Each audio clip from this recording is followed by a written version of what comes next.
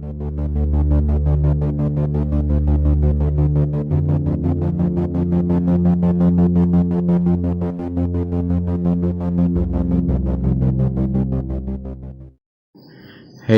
saya Adam Julianto. Di video kali ini saya akan mereview sebuah aplikasi CRUD sederhana yang telah saya buat dengan bahasa pemrograman Visual Basic atau bahasa basic sebagai tugas UTS saya di mata kuliah pemrograman lanjutan 2 semester 4 di Universitas Bina Bangsa Banten. Sebelumnya saya ingin mengucapkan terima kasih dahulu untuk dosen saya, Bapak Muhammad dari MKOM, karena berkat beliau saya bisa menyelesaikan tugas ini. Baik, sebelumnya saya akan sebutkan aplikasi apa saja yang digunakan untuk membuat CRUD sederhana ini. Di sini saya menggunakan 3 aplikasi, yaitu yang pertama, untuk IDE-nya saya menggunakan Microsoft Visual Studio 2019. Terus yang kedua, SAM sebagai server lokal untuk perancang database, lalu ODBC 3.51 sebagai penghubung koneksi dari SAM ke Visual Studio. Sebelum masuk ke program utamanya, saya akan menjelaskan dulu komponen database yang telah dibuat sebelumnya. Baik, saya akan mulai mereview aplikasinya. Dalam tahapannya, pembuatan aplikasi ini tentunya harus membuat sebuah database dahulu. Dan database yang digunakan untuk membuat aplikasi ini menggunakan PHP MyAdmin. Jadi harus diaktifkan dulu SAM control panelnya, Apache dan MySQL-nya di start. Setelah itu buka web browsernya. Untuk mengakses PHP MyAdmin, ketikkan localhost /php myadmin, maka akan muncul server lokal dari PHP MyAdmin. Nah, di sini saya telah membuat sebuah database. Aplikasi ini kan aplikasi yang saya buat berbasis tentang aplikasi sekolah di dalamnya, dan databasenya saya beri nama db_nilai siswa. Di dalam database ini sudah dibuat beberapa tabel, yaitu ada 4 tabel, yaitu tabel guru, tabel jadwal, dan tabel mapel, dan tabel petugas. Nah, setelah membuat database, tahapan kedua yaitu menghubungkan database ini ke codingan yang akan dibuat di Visual Studio. Aplikasi untuk menghubungkannya yaitu bernama ODBC Data Source. Ini tuh sebagai konektor dari MySQL ke aplikasi Visual Studio-nya nanti. Nah, di sini saya sudah membuat sebuah koneksi dengan nama connect db_nilai siswa. Saya buka ya. Nah, jadi seperti ini settingannya. Untuk data source name-nya seperti ini, sebenarnya bebas yang ini, usernya root, dan untuk database-nya dipilih yang mau dihubungkan yang mana. Di sini kan nama database saya db_nilai siswa, jadi dipilih yang ini. Untuk mengecek connect atau tidaknya dites dulu. Nah, kalau sukses berarti berhasil, di oke saja. Oke, nah kalau mau buat baru di sini nih, add. Baik, itu untuk langkah kedua.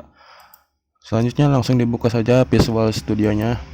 Nah, ini sudah terbuka project saya. Saya kasih nama project ini dengan nama School App atau aplikasi sekolah. Di dalamnya sudah ada beberapa POM, ada 6 POM dan 1 modul. Saya akan jelaskan dari modul dulu. Jadi pertama-tama untuk pembuatan aplikasi ini yang pertama dibuat itu modulnya dulu. Modul ini berisi koneksi yang akan dihubungkan atau dipanggil di POM-POM yang lain. Ini koneksi utama. Kalau nggak ada ini nggak bakal jalan. Nah, saya jelaskan sedikit. Ini drivernya menggunakan MySQL ODBC 3.51 yang tadi itu, ya tadi saya buka. Database-nya ditaruh di sini. Database-nya kan saya namanya db_nilai siswa. Servernya localhost, server lokalnya levelhost, with-nya root. With itu username. Baik, sudah jelas mungkin yang ini bisa dipahami lagi sendiri. Lanjutnya saya akan jelaskan POM menu utama. Nah, seperti ini. POM menu utama ini akan saya tampilkan ketika aplikasi saya pertama kali di load. Jadi seperti ini tampilannya. Di sini ada ini namanya menu strip. Menu strip ini nanti akan saya jelaskan lebih detailnya di saat program dijalankan. Seperti ini saya lihat codingannya. Nah, ada beberapa sub, ini sub terkunci, fungsinya untuk supaya ketika petugas belum login, maka beberapa submenu tidak akan bisa diakses. Ini ketika pertama kali di load akan memanggil sub terkunci. Nah, seperti itu. Saya akan buka form login. Nah, saya jelaskan codingannya. Untuk tampilannya akan saya jelaskan ketika program dijalankan. Nah, di dalam form login ada beberapa sub juga, ada sub terbuka. Ini akan dipanggil ketika form login pertama kali di load. Jadi ketika petugas berhasil login, maka beberapa submenu akan terbuka.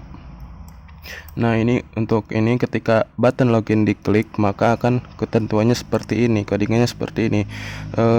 Ini artinya nih, yang ini ketika text box 1 atau text box 2 kosong, maka akan ada peringatan seperti ini. Nah, kalau berhasil diisi semua, maka yang akan dieksekusi yang ini.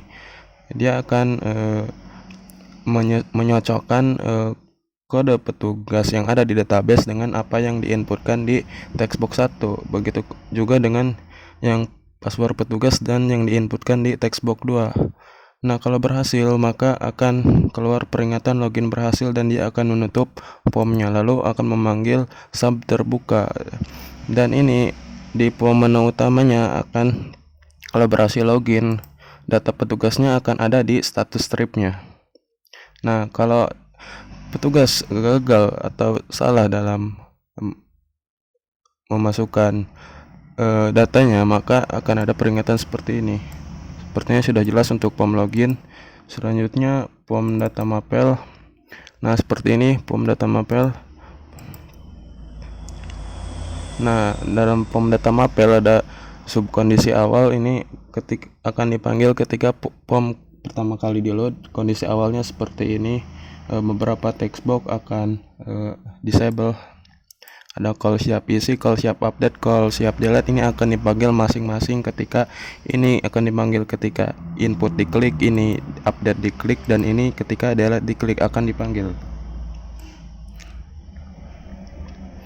Nah, ini untuk ketika button 1 atau input diklik, maka ketentuannya akan seperti ini. Beberapa button ketentuannya akan berubah seperti ini. Nah, akan memanggil call siap isi yang tadi di atas, dan call kode otomatis. Fungsinya untuk supaya ini nih kode mata pelajaran otomatis, jadi tidak harus manual menginput kodenya.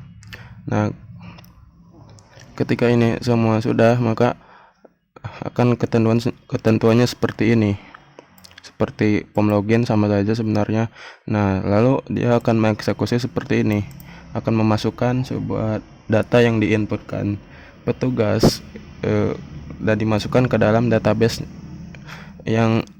ini, tabel ini. Nah, kalau berhasil, maka data mata pelajaran berhasil diinput, dan dia ketika peringatan ini akan kembali ke subkondisi awal. Berikutnya ini nih, ini tuh key press. Misalnya ketika update diklik, maka dia harus mencari kode di sini. Seperti ini codingannya. Nah, kalau yang ini untuk button 3, eksekusinya seperti ini. Akan ada peringatan juga atau konfirmasi apakah data yakin dihapus. Kalau yakin, maka yang akan dieksekusi yang ini. Kalau tidak yakin, dia pencet no. Dia akan kembali ke kondisi call siap delete. Nah, saya akan jelaskan yang ini. Nah, di sini saya membuat sebuah peringatan nih. Ada dua sebenarnya, delete dan update. Ini fungsinya ketika update diklik, maka akan ada peringatan ini. Nanti akan lebih jelasnya ketika form dijalankan. Nah, ketika pertama kali di load, ini tuh tidak akan terlihat. Jadi codingan seperti ini. Ini tuh text box 8 dan text box 9. Iya, text box 9. Nah, label 8 dan label 9-nya akan di visible ya, visible-nya palsu, jadi tidak akan terlihat ketika POM ini pertama kali dijalankan. Dia akan terlihat ketika ketika ada yang memanggil call siap delete, karena ditulisnya di sini seperti ini oleh saya. Nah, akan true ketika call siap update atau siap delete dipanggil. Jadi begitu. Sudah jelas. Yang ini saya close. Ini juga close dulu. Selanjutnya ada POM master petugas. Ini untuk menambahkan petugas, tidak ada yang beda. Ini menggunakan combo box, ini text box, ini button ada 4, ini data grid view. Codingannya sama saja sebenarnya, tidak ada yang berbeda. Baik. Selanjutnya yang terakhir, POM jadwal KBM. Nah, POM jadwal KBM seperti ini, ada 6 button. Ini combo box. Dan ini juga nih yang agak beda, ketika di input ini tidak akan bisa di input oleh huruf karena di codingannya seperti ini. Mana tuh?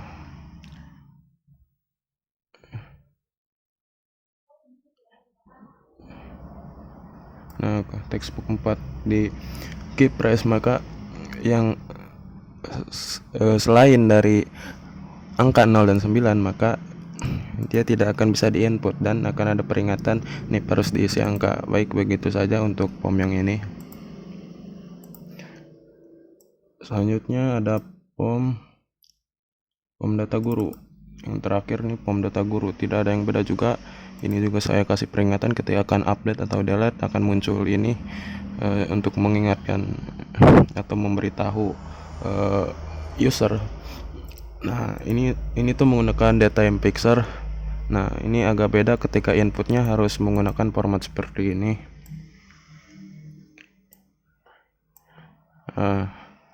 Nah, saya untuk inputnya codingannya seperti ini diurutkan. Ini disesuaikan NIP dengan textbook 1 supaya data yang diinput itu tidak acak-acakan masuknya. Nah, untuk data mpixer formatnya seperti ini. Nah, YYY artinya tahun dulu, terus mon, terus day hari. Kenapa seperti ini? Karena ini untuk menyesuaikan dengan format yang ada di ketentuan PHP MyAdmin harus seperti itu. Nah, mana tuh tabel oh ini nih, maksudnya ini kan tahun dulu, bulan, lalu tanggal. Kalau tidak seperti itu formatnya, dia tidak akan masuk ketika di input, tidak akan masuk ke dalam database. Ini sudah cukup jelas yang ini ya. Yang ini juga seperti yang tadi, tidak akan bisa di input oleh selain huruf, selain angka maksud saya.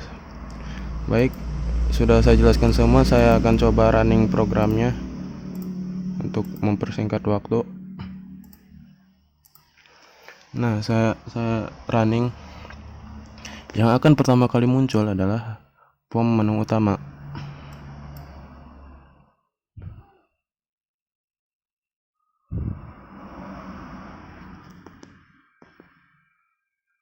Nah, seperti ini ketika pertama kali muncul. Saya akan jelaskan desain POM-nya. Ini tuh namanya menu strip. Di dalam menu strip ada beberapa sub menu. Nah, seperti saya jelaskan tadi, beberapa sub menu ini tidak akan bisa diakses atau masih non aktif karena untuk masuk ke sini, untuk mengakses ini harus login dulu. Nah, di sini sedangkan belum ada yang login di keterangannya. Nah, kalau yang di bawah ini namanya status strip. Dia untuk keterangan beberapa data, misalnya tanggal, jam, atau kode, nama, level, dan petugas yang login. Baik, kalau ini picture, ini label. Saya akan coba login. Di sini saya sudah menginput satu data atau beberapa data petugas, ada 2 nih. Saya akan coba salah satunya untuk login, yang ini yang Adam PT001 password Adam. Saya akan coba login. Saya akan coba dari yang salah dulu, akan terjadi seperti apa kalau di input dengan salah. Saya coba login. Nah, kalau salah akan ada peringatan seperti ini. Saya akan coba yang benarnya tadi di database, kodenya PT001, passwordnya Adam, maaf, Adam. Nah, kalau benar seperti ini akan ada peringatan login berhasil dan keterangannya akan muncul di sini, keterangan petugas yang sedang login.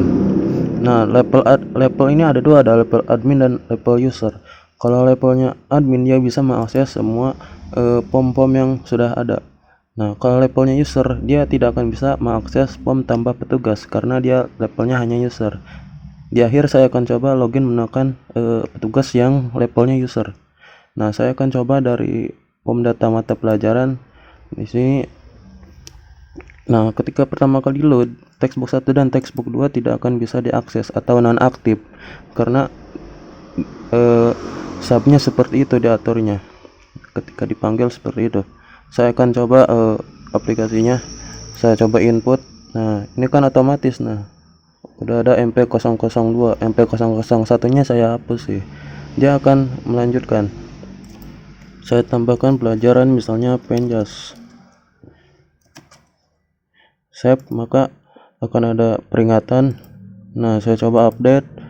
Nah, akan ada peringatan.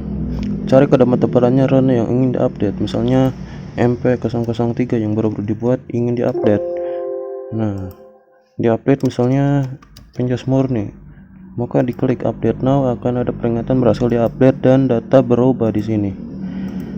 Oh, jadi sama, tapi nggak apa-apa ya. Saya coba delete yang MP003.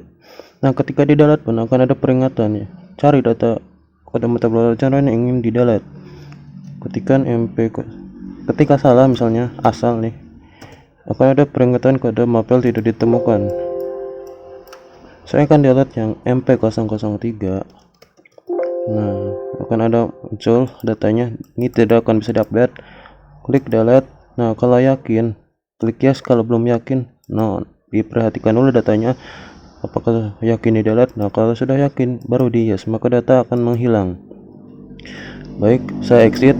Saya coba yang data guru dulu. Ini untuk menambahkan guru.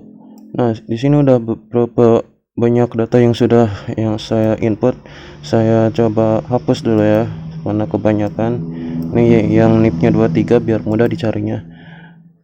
Oh iya, untuk nomor induk pegawai ini tidak akan bisa diupdate dengan atau diinput dengan huruf. Saya coba huruf, ini tidak akan muncul. Saya padahal sudah ketik ini. Nah, saya coba pakai angka baru muncul. Nah, ketika salah tidak ada NIP yang seperti ini, maka ada peringatan seperti ini. Kalau ada 23 kan ada, saya enter, nah akan muncul datanya. Nah, misalnya mau di delete, yakin ingin di delete, saya tidak yakin, ntar aja mau diupdate dulu, maka cancel. Saya mau update dulu yang 23. Nah, tempat lahirnya asal ini saya ganti Serang, alamat Durian, nama lengkap guru Sunardi. Oh maaf, Sunardi. Tanggal lahirnya ini Kemudahan, masa 2020, guru.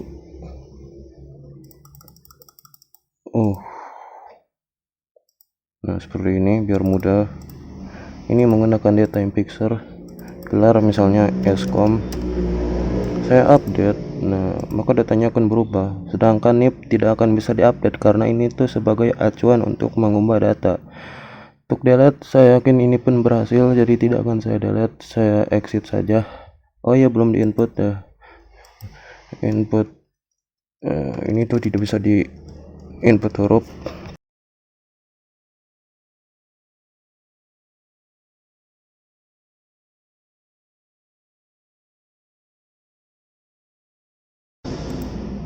Nah, berhasil, data guru bisa diinput, maka akan bertambah tadi yang Amelia. Saya exit, berhasil ya semua yang ini.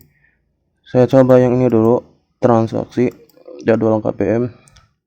Ini ada 6 button, sama saja sebenarnya. Ketika diinput klik, maka ketika ini semua sudah diisi, tinggal diklik save, maka akan data akan masuk. Saya coba contohkan.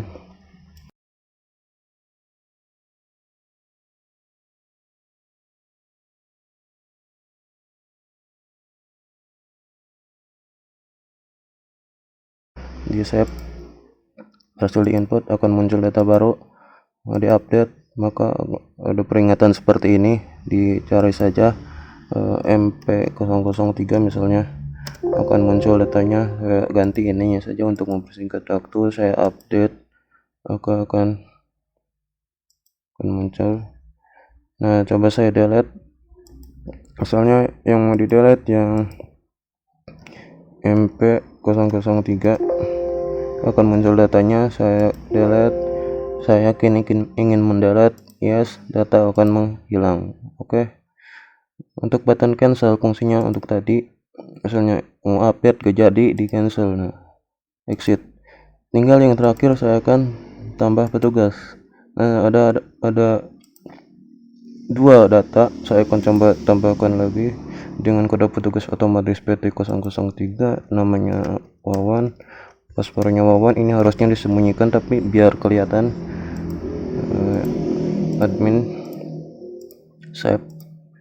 Untuk update cari dulu MP003, oh maaf, coba salah dulu, MP003 kok tidak ditemukan. Oh, PT ya, lupa saya, kan petugas ini saya aturnya PT003.